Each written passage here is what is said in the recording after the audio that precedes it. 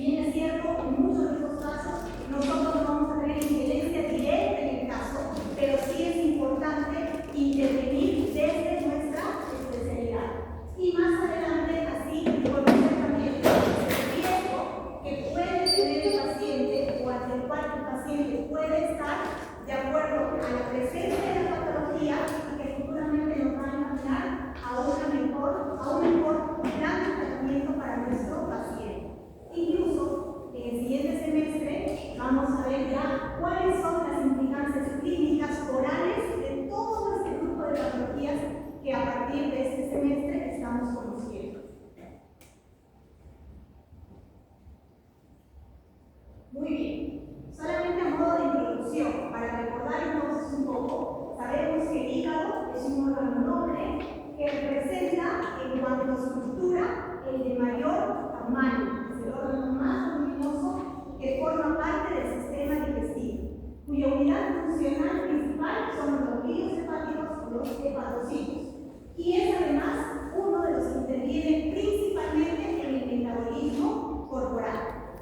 Para esta intervención, el hígado cumple entre algunas de las funciones, las principales, esta lista que tenemos aquí, que debemos recordar porque justamente si pensamos en la función del hígado y los exámenes de laboratorio que identifican los parámetros que alteran la función hepática, vamos a entender entonces que estas funciones, o el conocer estas funciones, es de primordial interés porque son las primeras que se alteran cuando nosotros estamos frente a una condición hepática patológica, por así decirlo. Entonces, entre ellas tenemos, primero, que el hígado cumple funciones excretoras, eliminación de impurezas, interfiere, obviamente, en procesos digestivos y absorción de grasas. Incluso en este aspecto, la grasa, determinando o considerando el estado de salud, el estado de salud del hígado, muchas veces estas grasas pueden llegar a depositarse en ese mismo órgano y condicionar ya un problema de salud en el paciente. Además, también el hígado cumple la función de detox, es un detoxificante de fármacos consumidos, de tóxicos que también pueden ser ingeridos de manera voluntaria o involuntaria. Interviene también en el control del metabolismo de carbohidratos, en la síntesis de proteínas plasmáticas, en el almacenamiento de vitaminas y algunos minerales, sirve como defensa de nuestro organismo y también, como sabemos, algunos factores de la población también intervienen o forman parte de este proceso. Y finalmente actúa en la función inmunológica por medio de las células de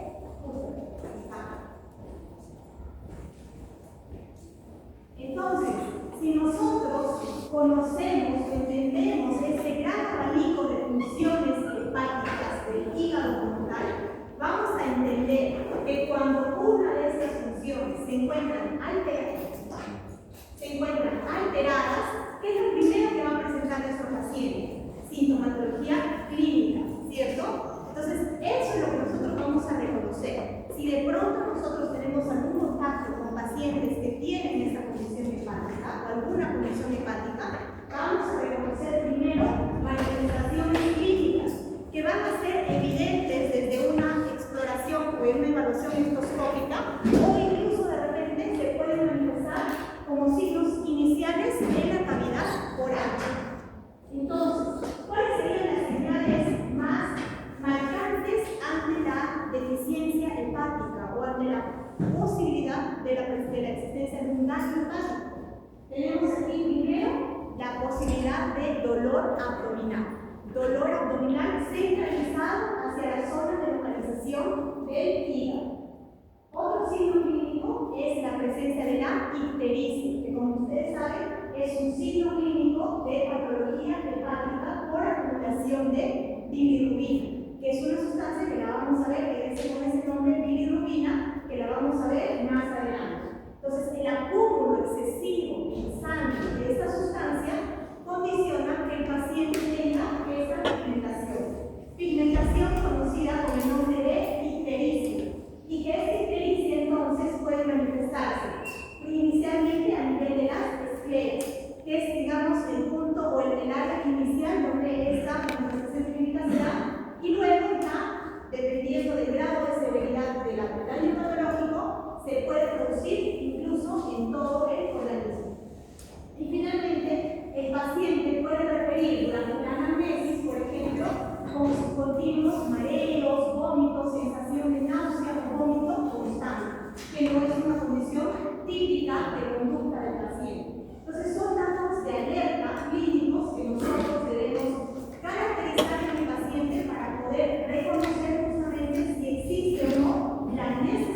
posibilidad de profundizar un examen hepático en nuestro paciente, porque dependiendo de estos resultados es probable que nuestra decisión clínica estomatológica pueda mejorar.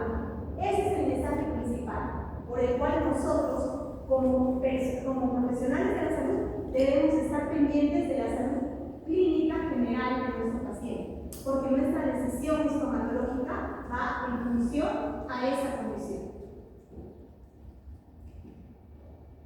Entonces, pensando en esos signos clínicos que acabamos de observar, nos hacemos la pregunta: ¿cuáles son los patrones hepáticos que pueden, o cuál sería, digamos, ese estadio del patrón hepático que podría producir un daño en este órgano y que a su vez va a producir, obviamente, se va a identificar como manifestaciones clínicas o también como alteraciones a nivel de los exámenes laboratoriales? Entonces, existe una clasificación de 4 grupos principales de patologías que pueden comprometer al hígado y que todas estas, obviamente, van a dar resultados laboratoriales alterados, que son los que nosotros debemos conocer. Porque, como les digo, en función a estas características es que vamos a ir con la decisión clínica de tratamiento estomatológico. Tenemos entonces en este grupo la necrosis o las lesiones hepatocelulares, la colestasis, que básicamente es un término utilizado para la descripción de la obstrucción del flujo de bilis, patologías por infiltración y ocupación, lesiones neoplásicas o disfunciones de los hepatocitos. Entonces, son estas 4 patologías de forma general las que pueden, son esos 4 patrones hepáticos de forma general las que pueden condicionar a la presencia de alguna patología a nivel del hígado.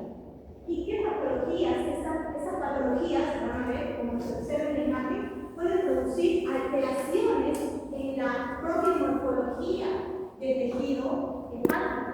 Entonces, como pueden diferenciar aquí en la imagen, vemos las características en cuanto a color, en cuanto a textura, en cuanto a aspecto estructural propiamente, de un hígado con condiciones sanas hasta hígados que pasan, por ejemplo, por un hígado graso, una esteatosis, la acumulación de grasa a nivel del hígado, o ya problemas relacionados a la fibrosis, a la cirrosis, que puede ser en la mayoría de los casos también de respuesta a consumo alcohólico excesivo, o incluso un cuadro de patología neoplástica. Hablamos del cáncer hepático.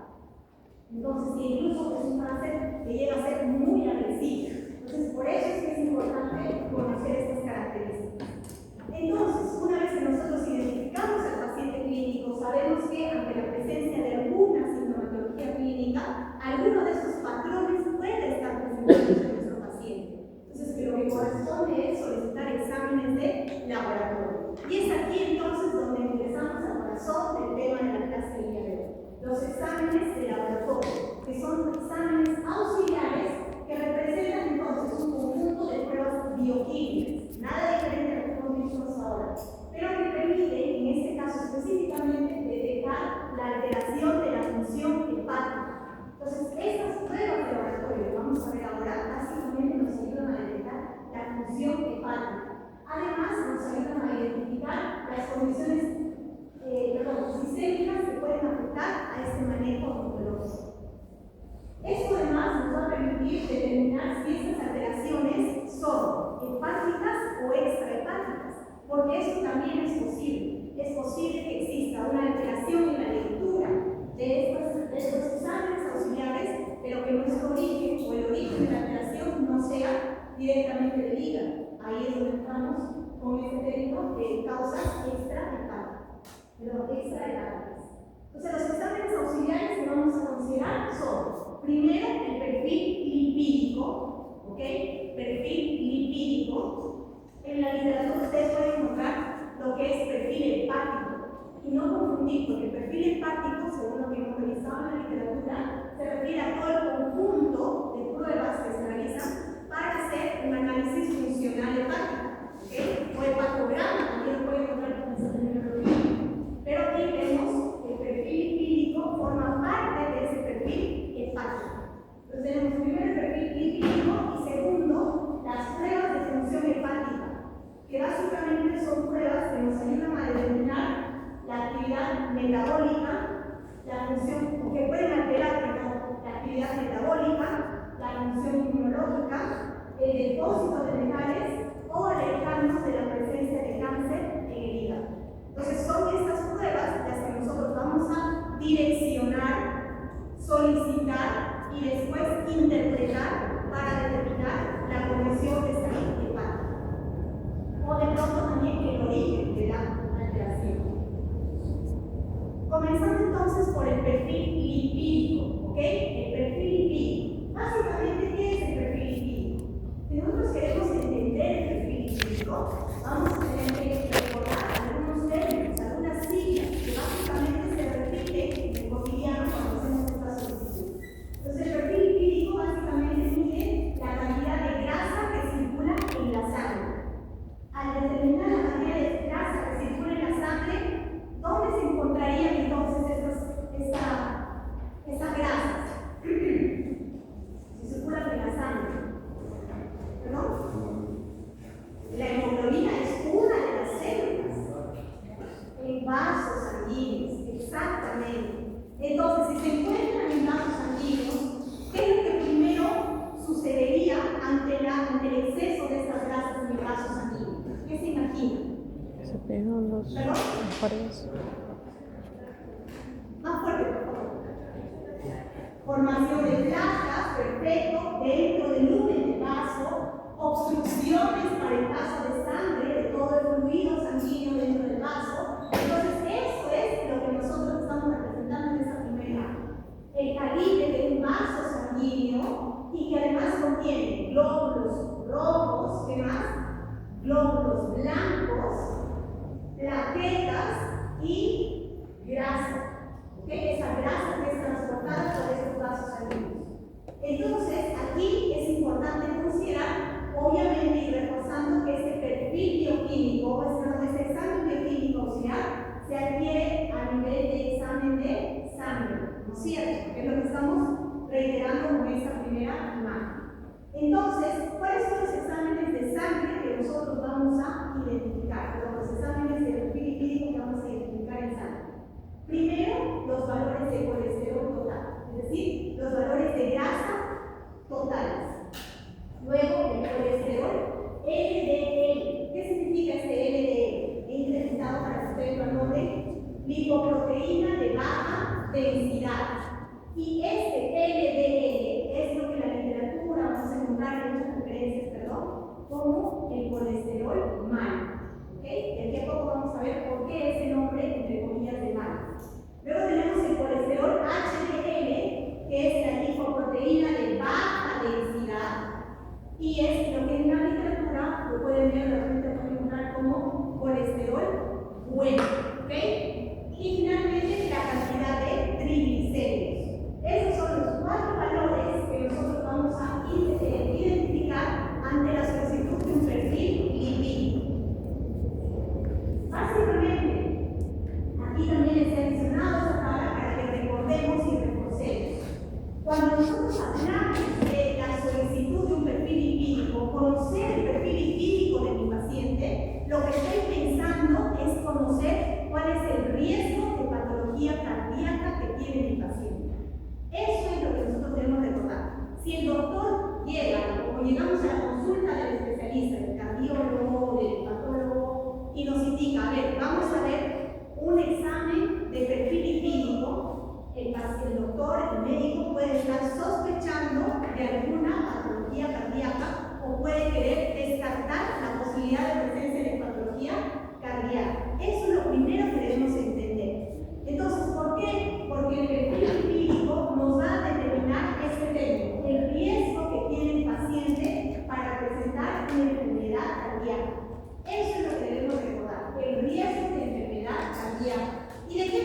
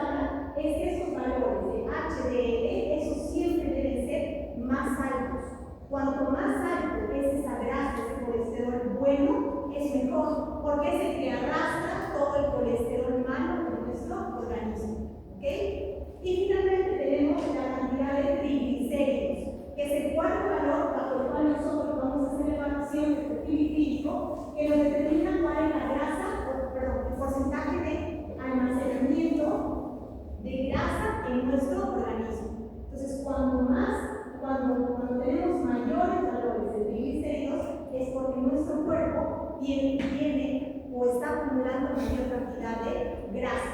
Eso es lo que vamos a representar con estos resultados de triglicéridos. Y de forma conjunta, como les decía, se valoran esos 4 parámetros para determinar el riesgo de enfermedad cardíaca de nuestro paciente. Nuestro paciente sano resulta con valores de colesterol mal altos, ese paciente entonces tiene gran probabilidad de hacer una de estas patologías que ustedes mencionaron. Por otro lado, vamos al segundo grupo, tenemos las pruebas de función hepática. Aquí sí nos encontramos entonces con valoración de las pruebas que determinen entonces cómo está funcionando el hígado, cuándo está modificándose la función del hígado por alguna condición patológica. Entonces aquí las pruebas de función hepática básicamente nos permiten identificar un panel de función hepática, también llamado panel de función hepática o perfil hepático, también lo pueden encontrar con esos nombres, y nos permite evaluar la función del hígado y detectar posibles daños, como les mencionaba. Las pruebas de función hepática se determinan con el estudio de enzimas hepáticas. Las pruebas de función hepática vamos a identificar con las enzimas hepáticas, que básicamente son proteínas que se producen principalmente en el hígado. Digo principalmente en el hígado porque no todas se producen en el hígado exclusivamente, se pueden producir en el intestino, cerebro, etc. Pero muchas de ellas se producen parte también en el hígado y que aceleran ciertas reacciones químicas en el organismo. Entonces cumplen justamente por eso el papel de mostrar la función del hígado, la correcta función del hígado. Entre estas, las 4 más importantes enzimas son, también puse aquí la sigla y la descripción por extenso, porque casi todos los exámenes de laboratorio ustedes van a encontrar solo la sigla. Pero para nosotros es importante entender y sí reconocer el nombre de esa sigla. Entonces, ALT, la fosfatasa alcalina, seguramente la que más han escuchado. Incluso en alguna literatura ustedes van a encontrar como sigla FA, no la ALT. Segundo, la ALT, que es la alanina transaminasa. Tercero, la AST, que es el aspartato aminotransferasa. Y cuarta, la GGT, que es la gamma-glutamil transferasa. Las 4 principales enzimas que nos identifican la conducta o el comportamiento funcional del hígado. ¿Okay? Ahora vamos a ver estas pruebas de función hepática. Primero la ALT también tiene buscado en la literatura y tienen otros nombres, otras denominaciones. Y les he traído para que me decir la sigla de la fosfatasa alcalina. Bueno, perdón, aquí comenzamos la ALT. La ALT o transaminasa glutámico oxalacética, con la sigla GOT, la pueden encontrar entonces con esas 2 siglas, GOT o ALT, se encuentra básicamente en el músculo cardíaco, esquelético, en el cerebro, en el riñón y en el hígado. Es por eso que nos dice la literatura que cuando solicitamos estas enzimas y nos da alteración, ok, sabemos que el hígado puede ser que esté funcionando con algún daño hepático.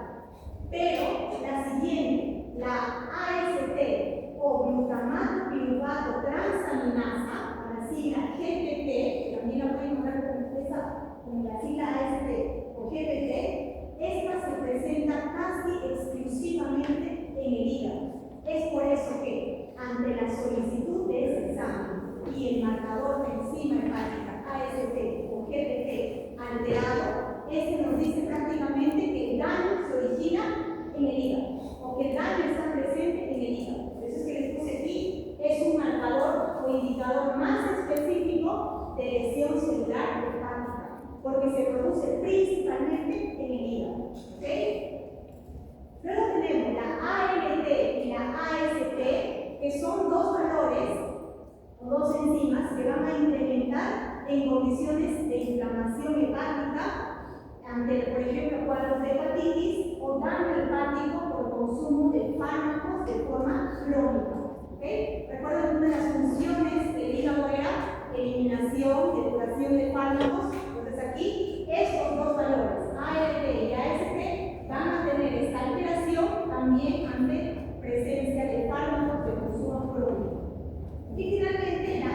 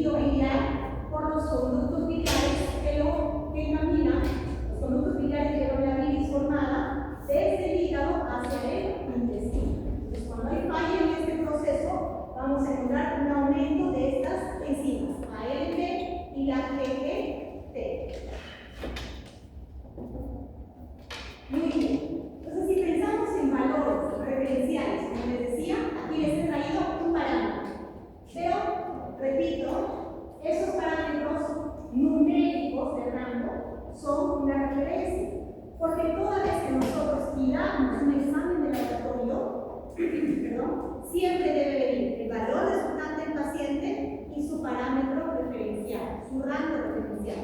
Entonces, siempre vamos a tener que comparar al laboratorio clínico que estamos realizando, con el que estamos realizando, que estamos direccionando al paciente, y se sugiere que los controles también provengan justamente del mismo laboratorio para tener el mismo estándar de evaluación. Entonces, aquí tenemos básicamente los parámetros que hemos visto hasta el momento. Aquí lo que encontramos diferente en esta tabla es que existen también parámetros de razón, es decir, una división, por ejemplo, entre la enzima AST versus la ALT. La razón de estas enzimas nos da un resultado, y eso también es parametrizado para considerar las funciones hepáticas. Y también entre la ALT y la GPT. La razón de estas dos enzimas, es decir, la división de estas dos enzimas, también son utilizadas como resultado final para considerar el daño hepático o la alteración de la función hepática. Otra prueba que se realiza para la función hepática es determinar los niveles de bilirrubina en sangre. ¿Qué es la bilirrubina? Vamos a tratar que les decía, quédense con ese nombre, bilirrubina. Es un término que básicamente representa el desecho producido por nuestro organismo tras la degradación de los glóbulos rojos. Los glóbulos rojos maduros o viejos, según lo que se describe, que se van a eliminar en el hígado en dirección del intestino.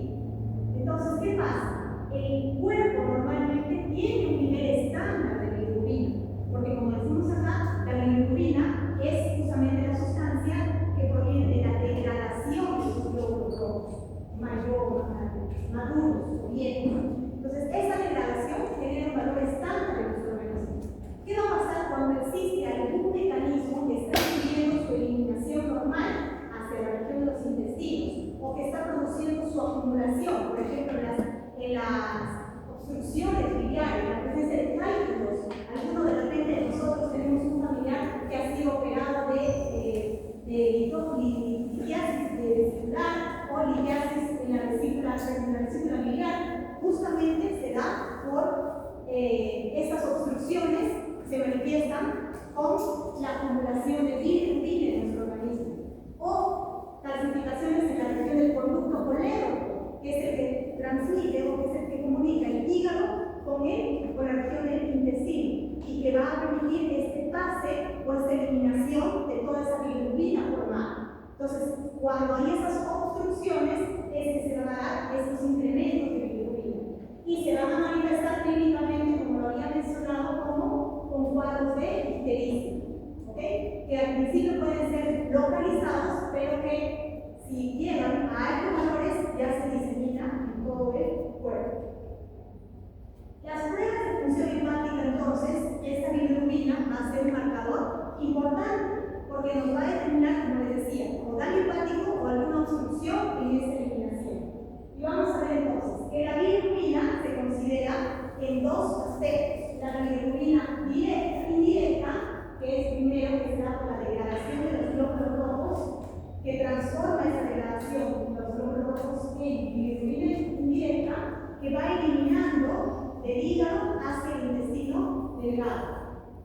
Luego, posteriormente, la bilirrubina indirecta, el hígado transforma esa bilirrubina indirecta y se procesa y conjuga para formar la bilirrubina directa. Ambos valores son medidos en un examen de laboratorio: la bilirrubina indirecta y la bilirrubina directa, que también llegan a excretarse a nivel intestinal, pero que cuando nosotros hacemos un conteo, vamos a ver en los exámenes de laboratorio, siempre debemos identificar la bilirrubina total, la bilirrubina indirecta y la bilirrubina directa, porque cada una te dice cómo está cada paso de degradación o de eliminación de la bilirrubina. En el momento de formación, la total; en el momento de eliminación, primero degradación y formación de la bilirrubina indirecta, y segundo, en el proceso de conjugación para la transformación de bilirrubina indirecta. Entonces, el aumento, como les decía, de la bilirrubina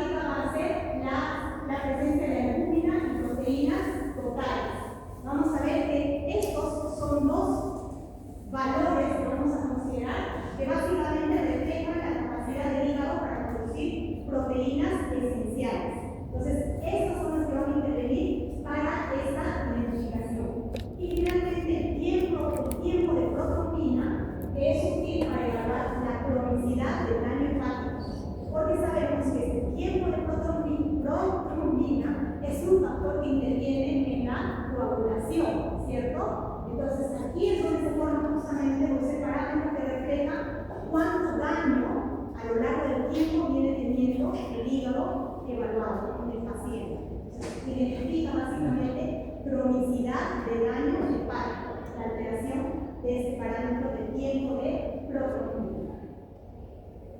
Aquí tenemos entonces los parámetros referenciales de un rango de estabilidad de todos estos valores. La albúmina, la bilirrubina, que como les decía, siempre se desagrega o se disocia, total, directa, indirecta, las proteínas totales y el tiempo de protocolina. Y en esta tabla entonces tenemos justamente una referencia de cómo es que nosotros vamos a interpretar los resultados una vez solicitados, perfil lipídico y enzimas de función hepática. En este cuadro tenemos entonces las alteraciones en las pruebas hepáticas de origen extrahepático. ¿Qué significa extrahepático? Es decir, que la causa de alteración de alguna de estas enzimas no proviene del hígado.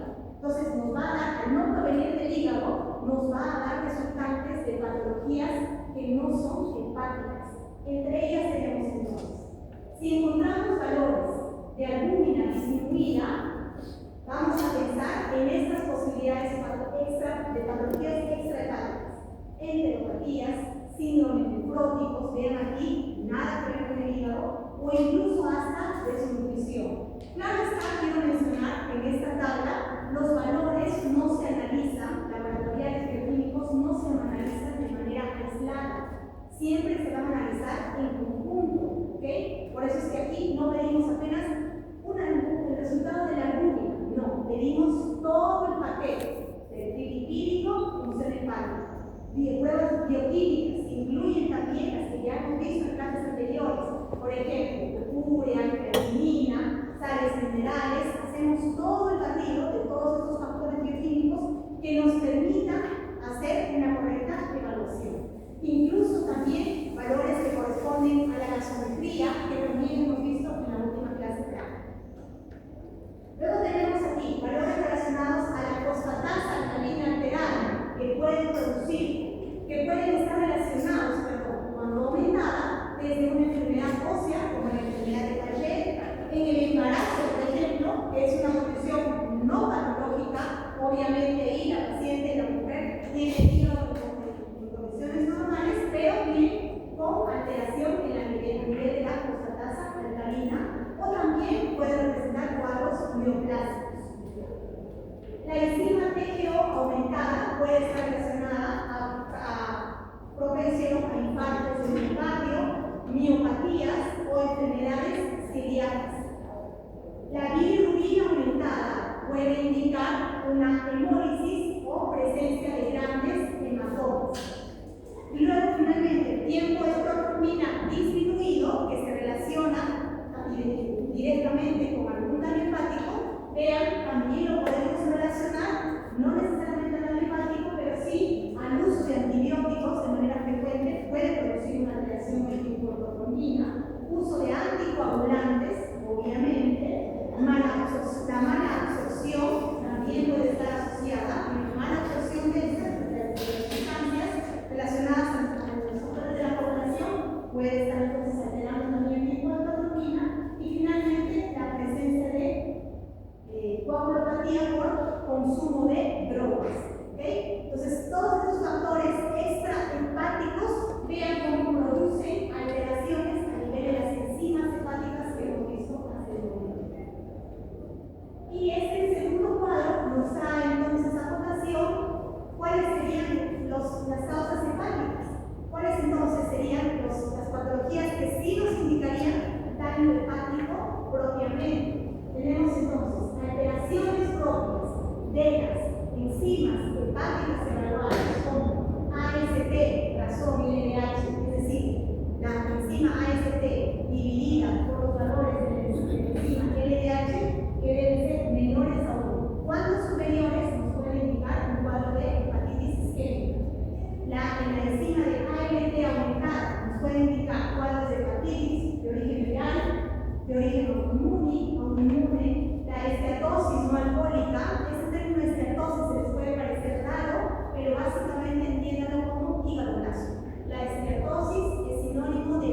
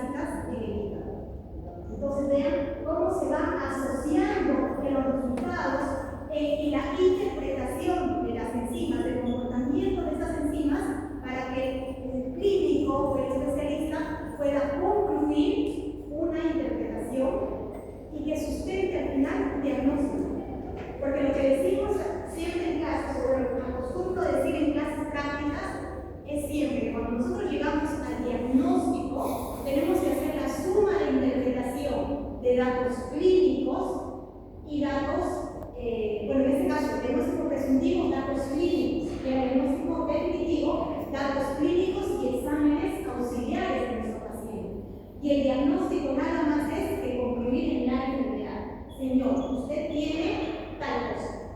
No es estoy dudando que puede ser ABCD, no. Yo llevo al diagnóstico, mis hipótesis pueden ser ABCD, pero mi diagnóstico definitivo es B, tras el análisis e interpretación de todo el cuadro clínico de mi paciente. ¿Ok?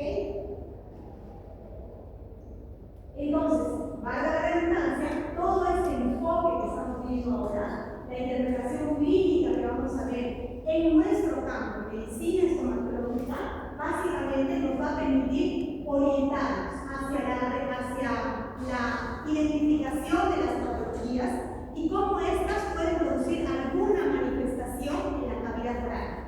Un ejemplo desde patologías periodontales, inflamaciones sistémicas que pueden derivar en alguna condición o manifestación oral, o incluso también la alteración en nuestros procesos de reparación de la cavidad en tejidos dentro de la cavidad oral. Entonces, el enfoque clínico que nosotros le vamos a dar a todo este conocimiento es saber que nuestra decisión clínica y el conocimiento completo del paciente puede ser determinante para la planificación del tratamiento que vayamos a realizar. Y a esto se sustentan algunos de esos casos clínicos que les he traído, que vamos a verlos a continuación. Primero, tenemos este caso 1. ¿Qué es lo que encontramos en este caso 1? Tras la evaluación clínica, obviamente, refuerzo esto, porque todo parte de la evaluación clínica. ¿Recuerdan la presentación que les hice, que estoy haciendo? ¿Cómo comenzó? Conociendo el cuadro clínico. ¿Qué manifestaciones clínicas me refiere el paciente? Dolor, ictericia, vómitos o algún cuadro clínico. Eso me indica que yo debo hacer exámenes de laboratorio. Y esos exámenes de laboratorio, en este primer caso, me indican entonces que el paciente tiene una alteración considerando las enzimas ALT y AST elevadas, además también el tiempo de proteína prolongado o también aumentado. Este cuadro clínico laboratorial presentado me lleva a la interpretación de daño hepático sumado a alteración en la coagulación. Entonces, si yo me entero,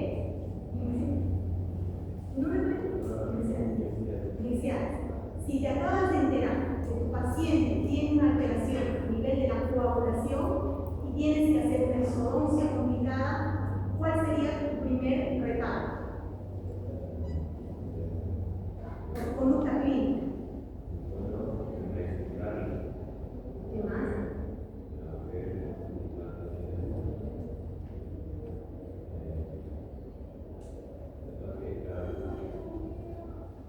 Tal vez en ese momento,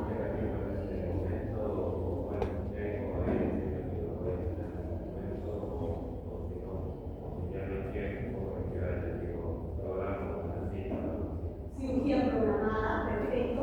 No podrían arriesgar si no tengo todos los equipamientos. Por ejemplo, si es un paciente que puede tener alteración en la coagulación, ¿qué me está diciendo? Que probablemente pueda ser cuadro de hemorragia. Puede ser que si yo no estoy preparada para controlar una hemorragia, me voy a ver en una consecuencia de hemorragia en mi paciente. Entonces tengo que estar preparada, tengo que tener todos los equipamientos, incluso la necesidad de repente de tener un centro de salud cercano de mayor complejidad para poder darle la atención correcta a mi paciente. Entonces, la decisión clínica, la conducta clínica, definitivamente se modifica.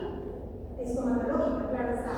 Y yo tengo que tener en consideración evitar la posibilidad de tratamientos invasivos, como sería una cirugía, sin un control previo y sin todas las precauciones necesarias para intervenir en caso de complicaciones.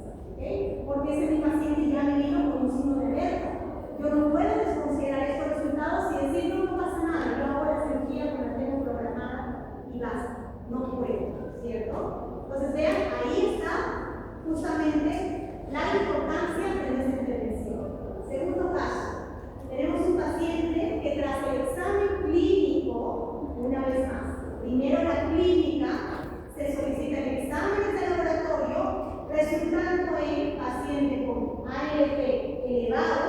y bilirrubina directa elevada, ¿okay? Como resultado en el examen de laboratorio. La interpretación es una colestasis. ¿Qué era la colestasis? Una obstrucción a nivel hepática biliar. Entonces, en este caso, lo correcto sería, si ya el paciente está con esta condición, podríamos primero realizar tratamientos, primero que no sean invasivos, porque eso sí, no es dependiente de la condición incluso hepática del paciente, y de ser necesario solicitar una interconsulta al especialista correspondiente. Es decir, si nosotros estamos viendo, identificando un problema en nuestro paciente, no podemos cerrarnos a la idea, no, yo solamente soy odontólogo y solo le resuelvo el problema odontológico. No, nosotros tenemos que auxiliar la necesidad de atención clínica del paciente. Y en nuestra consulta podemos, después de realizar la intervención y el tratamiento, también indicarle una interconsulta a una otra especialidad, que en este caso sería la condición hepática del paciente. ¿Okay? Y finalmente cerramos con este tercer caso, un paciente que presenta valores de albúmina baja, más el tiempo de proteína elevado. Después de esa fusión de información clínica y exámenes laboratoriales, concluimos que la interpretación es falla hepática crónica. ¿Recuerdan lo que nos decía la tabla? Tiempos de proteína elevado, que nos dice daño hepático crónico. ¿Okay? Y probablemente aquí, ante la presencia de un daño hepático crónico, ese paciente sí sea un paciente que tenga un alto riesgo a hemorragias. Entonces, si es un paciente con alto riesgo a hemorragias, una vez más, nuestra conducta clínica odontológica que incluya intervenciones quirúrgicas de complejidad mediana o mayor va a tener que ser tomada con mucho cuidado y tomando todas las precauciones del caso. ¿Okay? Eso es lo que nosotros sobre todo debemos destacar, el conocimiento para la decisión clínica. Y como parte ahora de esta clase, ustedes ahora van a pasar a la parte práctica, ¿cierto?